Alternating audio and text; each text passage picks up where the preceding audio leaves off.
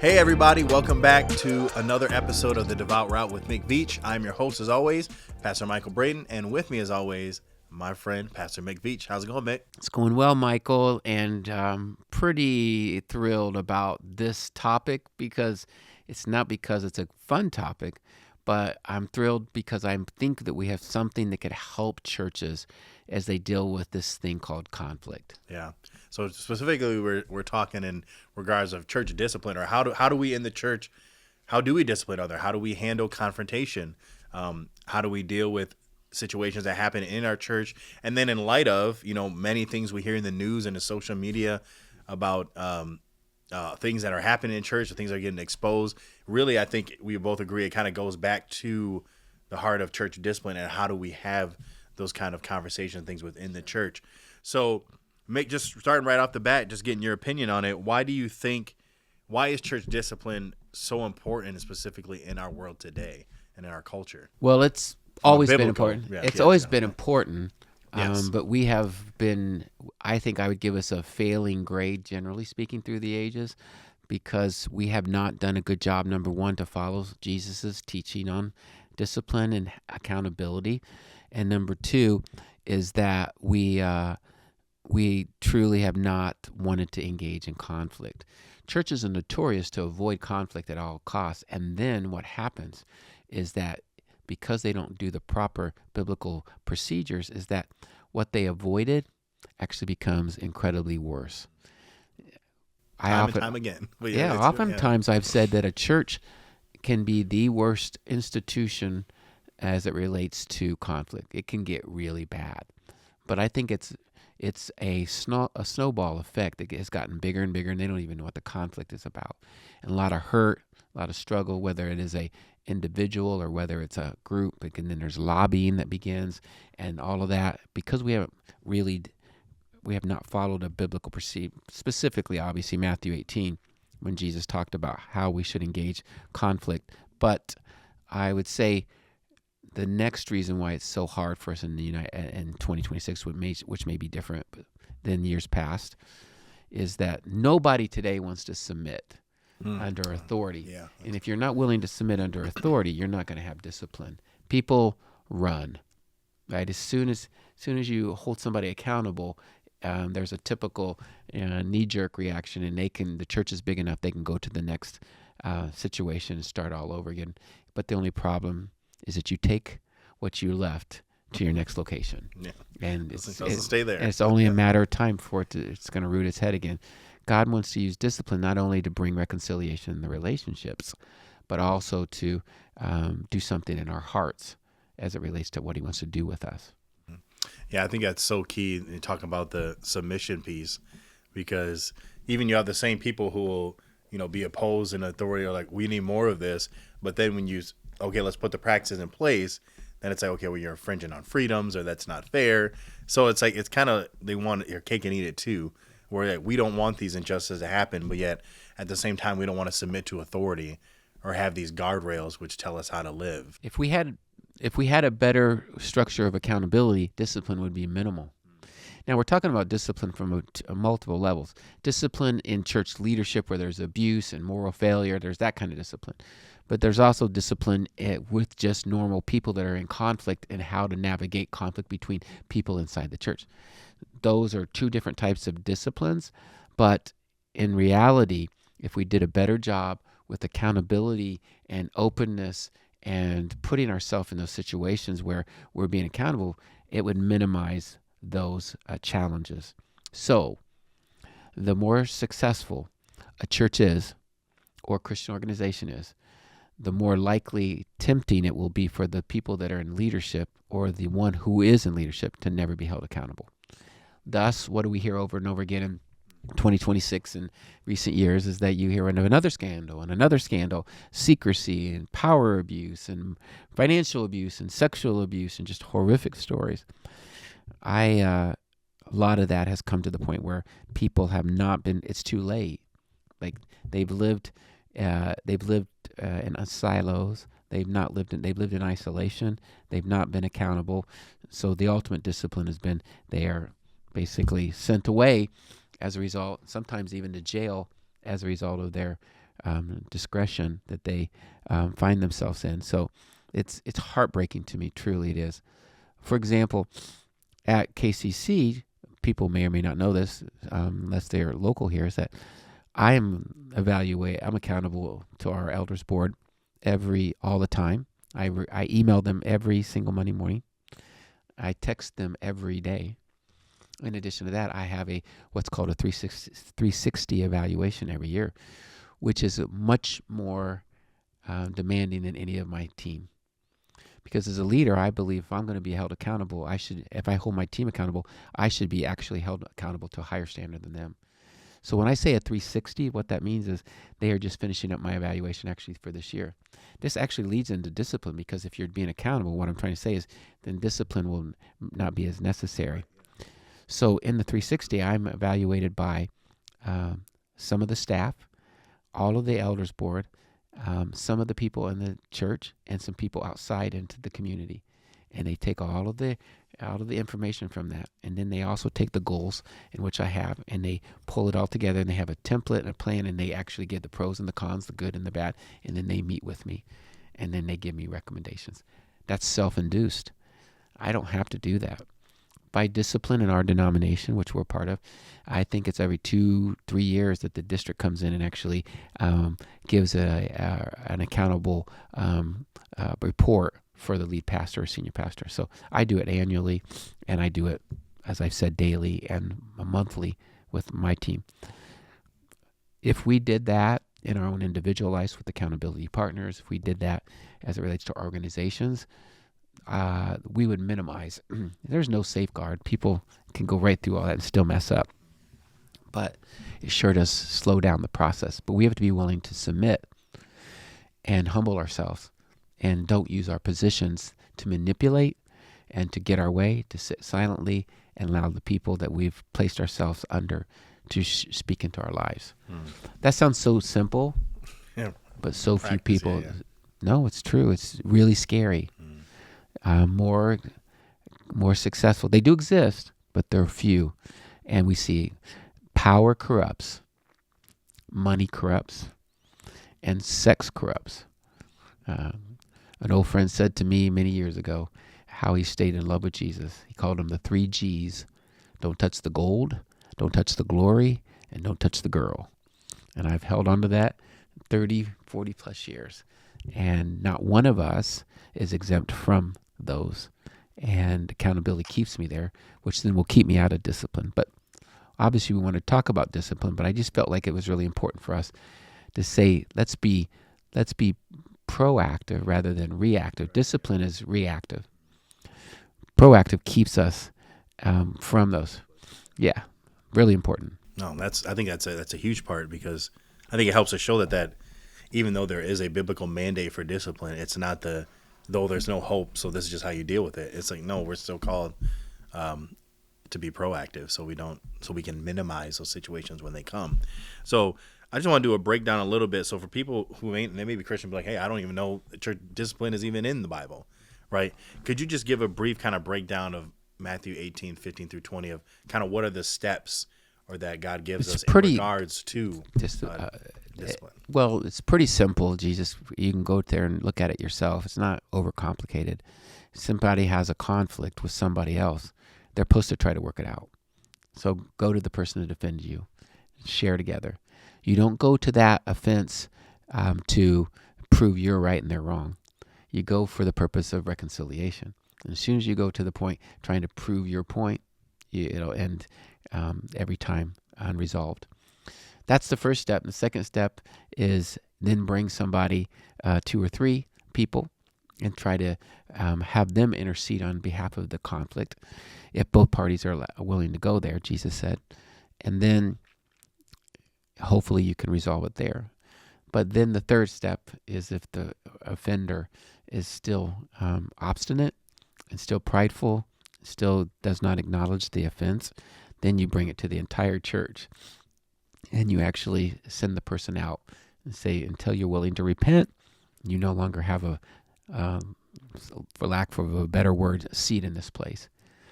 That's really weird for us in 2026, to actually excommunicate somebody from a church. Rarely do you see that and hear that. Yeah, and I think one of the biggest things for me that I appreciate about the plan of discipline, and that I read it recently, but I'm not sure which book it was, but I was studying on that, and it talked about even in that context, the goal was always reconciliation. Yeah.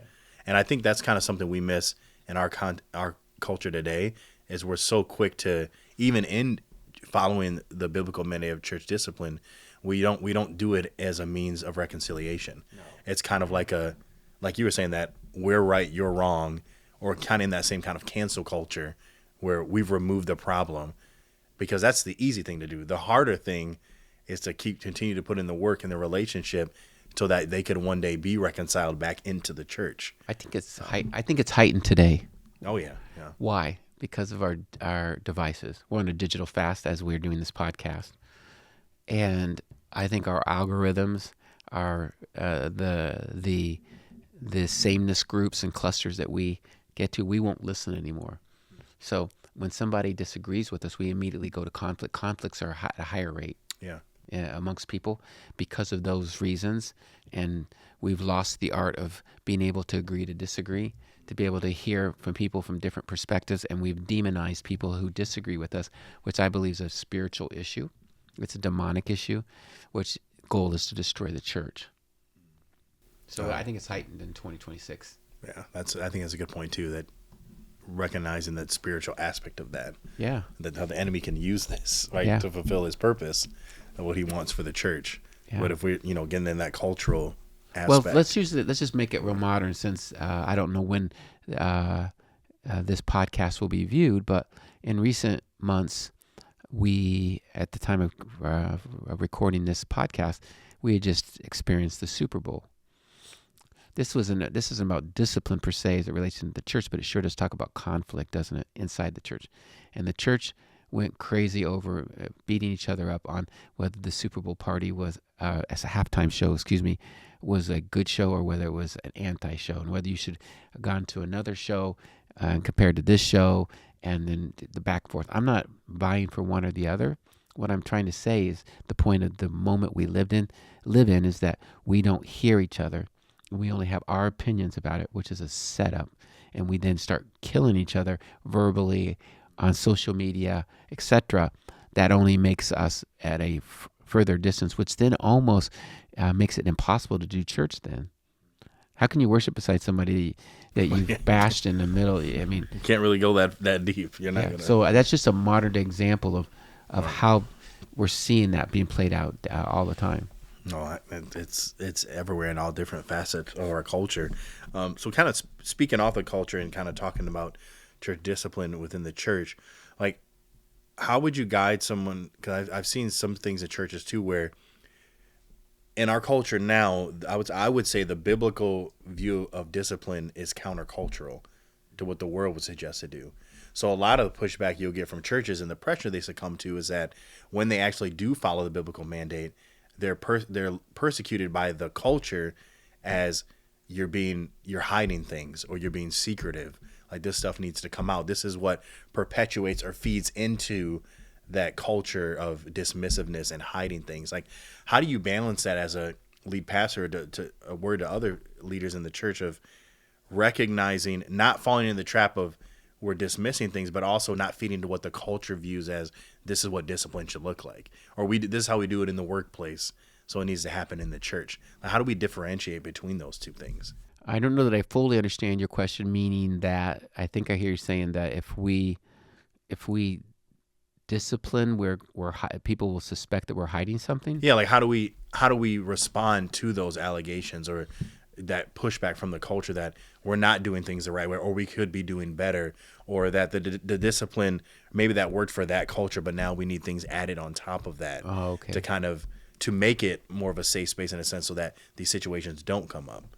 Because where you would say, discipleship and the accountability would help it on the front end, the world would say, well, no, having these other procedures in place of not letting it be hidden, or that it's exposed, is what would help those things going forward. I think it's both, right? There's the front end so you don't go there, but you can't be stupid enough to not have that And that's the beautiful thing about being in a denomination as we are, is that we do have structures that do address all of those things. An independent church usually has to hire a company outside of the organization to deal with such a big, especially if it has to do with staff.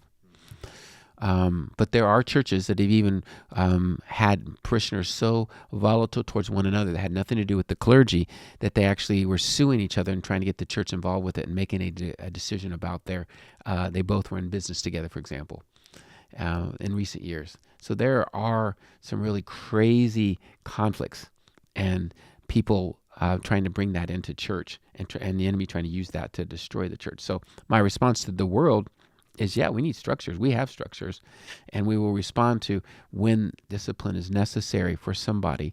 But if you're asking me, should we throw out and be vulnerable and throw out all the information that it relates to that particular discipline for that individual or individuals, it's a yes and no.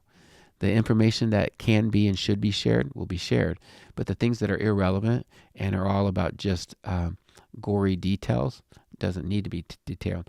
And if you're healthy and you practice vulnerability and openness generally in an organization, then when you do practice the actual structures of a discipline, you're going to have fewer and fewer people attacking that process. But if you have a propensity towards a little bit of unhealthiness, but you may not even realize it, when you have this moment where discipline has to be played out, it only exasperates the reality that, in fact, you are not healthy. And those that want to be disruptive now have a space in which to scream and be really loud.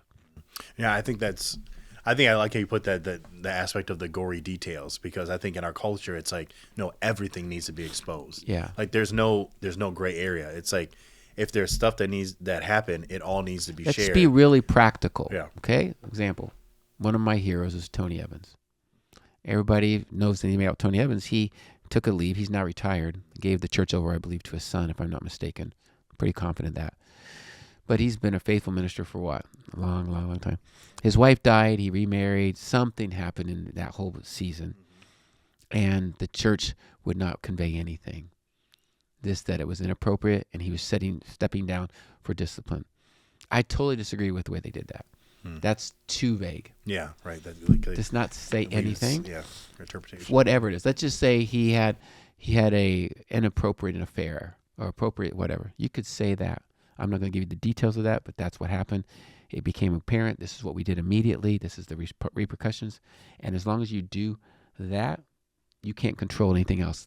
As leadership and church discipline, you just need to make sure that you've done what is right, so that if anybody comes attacking, you can backtrack and have it all followed in a way that you can't be held against you. No, I think that's a great example. Really, you're saying when you leave that vague, that other people, it's up to their interpretation. And I'm not saying Tony Evans wasn't restored. Right, yeah. I'm just saying using that the church leadership should have been more, you're asking me about being secretive, and that's an example of it in that regard. So as we kind of round the bend a little bit, in your experience, because, kind of going back in that reconciliation route, that was the aspect, that was the goal in the early church, in that mandate. What has your experience been that, there's that reality that you may have these situations, but people don't want to reconcile. Yeah. Or you bring them there, and, they don't want to either commit to what is required. Therein lies the dilemma. Yeah. Michael, the smaller the church, the bigger the challenge that is. Small pond, big conflict. Big pond, small conflict. Big difference. They both are significant conflicts. But if you have 50 people or 75 people in a church, and you usually have about 5 or 10 people that run the church, and if they're fighting amongst themselves, you're doomed, right? But the larger the church is, I'm not saying small churches can't do it right. I'm just saying that they are challenged by that issue, where large churches are able to typically have better structures because they have more people, right? For example, we have on average, because of our school, depending on the hierarchies, between 60 to 80 employees at KCC. Well, when you have that many employees, you have to have a lot of policies and discipline set up. So we're already set up simply because we have lots of people, right? You can't function otherwise, right? When you're smaller, it's the good old boy club. You just kind of go through it. Get through, yeah. Yeah, it's everything's informal, and you're not set up for the conflict.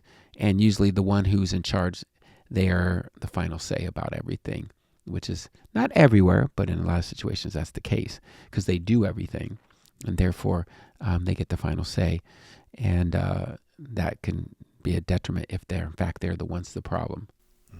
Do you think that do you think that feeds into it also, or when you have like kind of the smaller churches and stuff, that it makes it harder to want to address the issues because it feels like the weight of it is so much more daunting? Sure, where it's like, oh, if we don't, let's say if it's a lead pastor, like what's going to happen to the church? Well, not only that, you're all interrelated. Yeah, right. That too. It's very complicated. Mm-hmm. I mean, you're all engaged in this, that, and the rest. So I mean, you get to a point in the size of a church where you walk behind. At KCC, you walk by people you don't acknowledge. Not because you're being rude. Because there's something, yeah, that's human nature. That's what I call the difference between going to a village, any village in the U.S. or around the world. If you go to that small village, small town, everybody says hi. Mm-hmm. You go to New York City, Chicago, you walk right down the streets, nobody says hi. Right? It's human nature. It's not that the large city is mean. Yeah. It's just that's what happens in human nature. That's the difference between large church and small church. Now, I'm not saying large church is better. I'm just saying smaller churches is where that becomes more difficult to implement. You got to even be greater and more proactive. There are small churches that have been able to do it. It's just there is much more daunting to practice it. Yeah, that's it. Because you're saying because of that nature of it, and they're smaller, you want to be more proactive because it is a bigger, like you're saying, it's a big problem in a small pond. Mm-hmm. That it's not can't get away from it. Everyone knows, and they know everything about everybody. Yeah. And when it comes out, but I think when we talk about reconciliation and discipline amongst people that Jesus was talking about in Matthew 18, is that the challenge, and we don't see it happen a lot, and because as I said at the beginning, most people will not submit. Yeah. And people will then run. They might do some parting swipes at the church, but they won't stay. So we need to realize is that we live in a moment where very few people will actually move towards reconciliation, which I believe God can get more glory for than just running, because we've been willing to do the hard stuff in order to Him to be glorified. And unfortunately, we've not been willing to go there by time and time again as a church. Yeah, I think that's key too. That reality of, kind of, and it kind of goes with the not feed into the secrecy, but that reality of people just run. Mm-hmm. You just take it to another church. Yeah, and it doesn't stay at the other church; it follows you. Well, and we live in a culture where nobody can tell me what to do. Yeah, nobody can get into my business. I mean, to extreme, right? Individualism extreme in the U.S. Right? Our history is built on individualism. We read Scripture as an individualistic perspective. There's nothing wrong with being special as an individual in the eyes of God, but we've thrown out community, and we don't do relationships well. Nobody can tell me what to do. So thus we have more loneliness, conflicts. Now people with the devices and AI and everything else, now we're entering a whole new world, a brave new world that I don't even know what that will look like, and that our kids and grandkids will be engaged in. It's going to be a totally different situation. Yeah, that's going to be a topic for another day. Yeah. All around with that. But we thank you for checking in and tuning in with us today. Hope this episode gave you some stuff to think about. Again, we know this isn't the happiest of topics, but it is a reality in our churches today that how can we still be faithful to what the Bible teaches about discipline, but at the same time engage with the culture and uphold that and seek restoration at the end of the day, so that we can be that example to the rest of the world of that it is a possibility, that we can agree to disagree, and that we can handle those things with justice and grace. So as always, we thank you guys for tuning in, whether you're listening or watching. Thank you for spending time with us today. Wherever you found our podcast, please subscribe or follow. We have more great content on the way. So as always, thank you for being with us. We hope you have a blessed day, and we'll catch you next time here on The Devout Route. Take care.